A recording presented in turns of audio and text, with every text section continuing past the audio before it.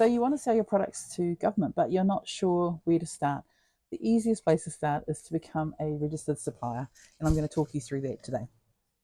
Kia ora, I'm Geneva, from Te Bauri Te Raroa Ngāti Kahu, and I've owned an e-commerce business here in New Zealand for the past 7 years, and I also provide business coaching and training, primarily around e-commerce and lessons I've learned for the past 7 years as an e-commerce owner.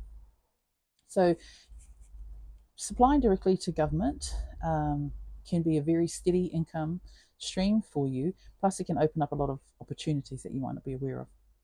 There are normally 3 ways that people go about doing that. Firstly, it's becoming a registered supplier. It's the easiest way, one I'm going to talk to you today about. The other ways are to win a tender through a publicly contestable government tender, normally advertised on GETS, the government electronic tender system.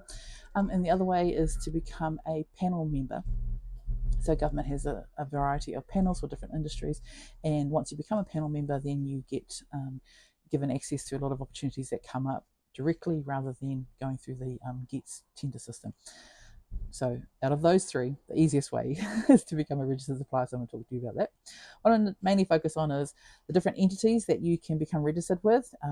It's not just government agencies, it's there's 5 of them, so I'll just talk through those. I'll talk through about all the information that they'll require from you, some little nuances that you might not be aware of, just to note as you go through this process. And finally, just the pros and cons of going through this. So there are roughly about 5 types of entities which you could register with. Firstly, obviously, the government agencies directly. Second is councils, so local and regional authorities. Third is CCOs, which is council-controlled organisations, and they're things like museums, libraries, parks. They all purchase services. And there's also tertiary institutes, so in New Zealand, whether that's wānanga or universities or polytechnics. And then the last one is also companies that might actually be on these provider panels that I talked about, or setting aside from government contracts, they're just large companies that also might want to buy your products, which is also great. So they've all got their own processes, you'll find. Every one of these organisations do, but they're all very similar. So once you get into the habit of actually registering as a supplier with these different entities, and I can just quickly show you, they are all, so here's examples that I have of ones that I'm registered with. So this one is a local council, this one is a tertiary institute, a corporate and a government agency. They are all very similar, no more than 2 pages. So it's a very easy process, and I'd highly encourage you to think about doing it. I mean, it just opens up a lot more opportunities for you. And most times, these agencies are actually also ordering a lot more than your everyday customer. So information that you'll need, you'll find, is standard amongst all of these. Is the last information all about your entity, so whether or not you're a sole trader or a partnership or a company, what's your NZBN number. They'll ask you for your contact details, and sometimes they'll ask you for multiple contact details, so the person who's authorizing the purchase. Sometimes also, if you have someone separate who does your financials, they'll ask for both name, contact, and email address, because they'll have an email that they'll send the remittance advice to. Those are all standard. Sometimes they'll ask you also to list your products and services, so they know, especially if they're very large, I guess, which department that this supplier registration is more likely going to apply to. They'll ask you for your bank account details, and they'll also get third-party verification for that. So that's part of the anti-money laundering requirement. So it'll be just a bank deposit verification, a bank account verification, which you can get online on your online banking. Very simple to do. So those are standard. Those are your absolute standard requests that they will have. Then you'll find there's a lot of variance between them. So some things to be aware of. Some might ask for if there's a supplier diversity.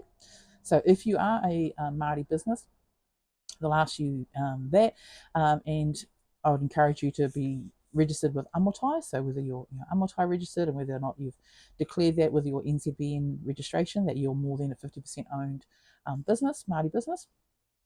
Sometimes they might ask for a conflict of interest declaration. So for you to declare if you know anybody who works within the organisation, if you're aware of their conflict of interest policy, you need to list all of those details. I find that especially applies to tertiary institutes, always have conflict of interest policies. Depending on what you're selling and what the government, the agency is, they'll have some health and safety requirements. Sometimes they might have a requirement that you hold public liability insurance. That's depending on, again, what you're selling, what type of agency they are. And then there are some unique ones just to be aware of, especially if you are a product-based business. So some that I've come across include packaging requirements. So they'll be very strict in terms of their own sustainability policies, and that they do not wish to purchase from people who don't follow the same sustainability practices. And so they'll have requirements around packaging, how you package your goods that are going to them.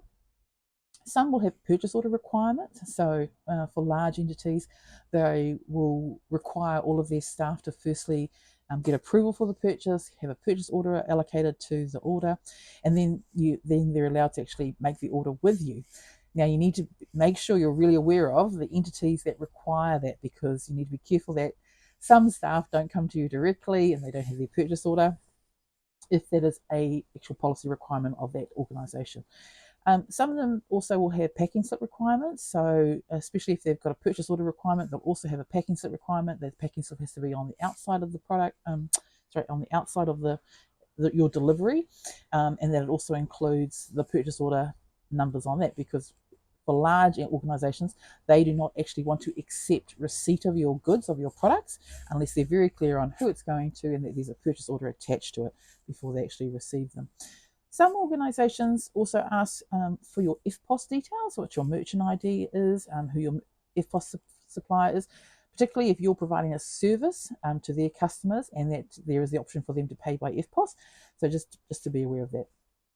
So those are all of the, I guess, the standard and then some specific questions that you might be asked in these forms that you complete.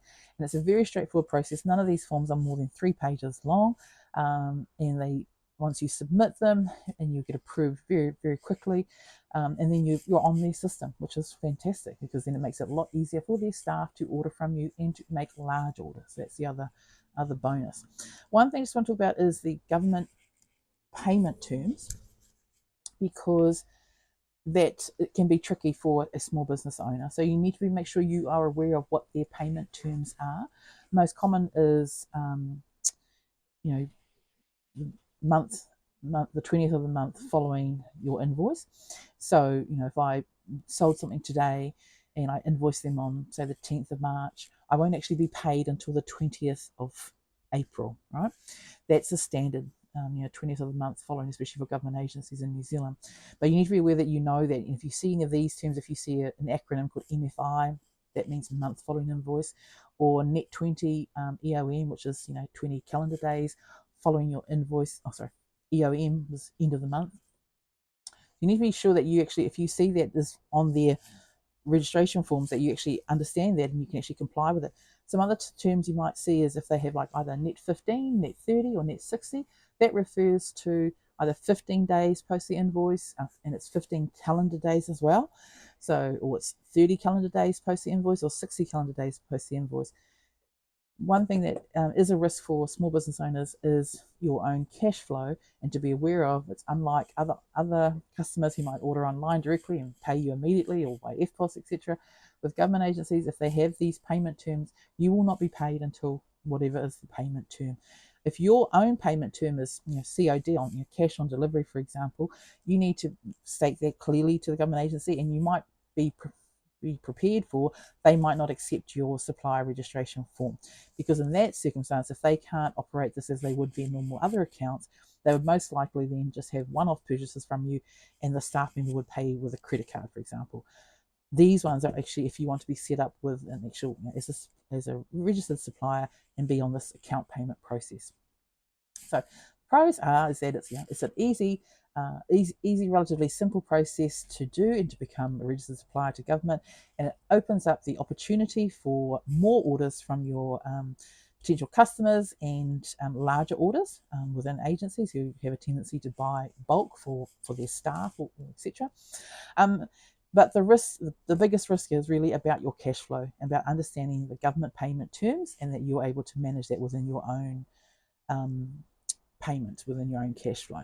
Okay, and then also is just making sure that you've got all the information that they require and that you can actually meet all their requirements. So, like I say, especially if there's little nuances, especially around packaging or insurance, make sure that you can actually meet all those requirements before you register with them as a new supplier.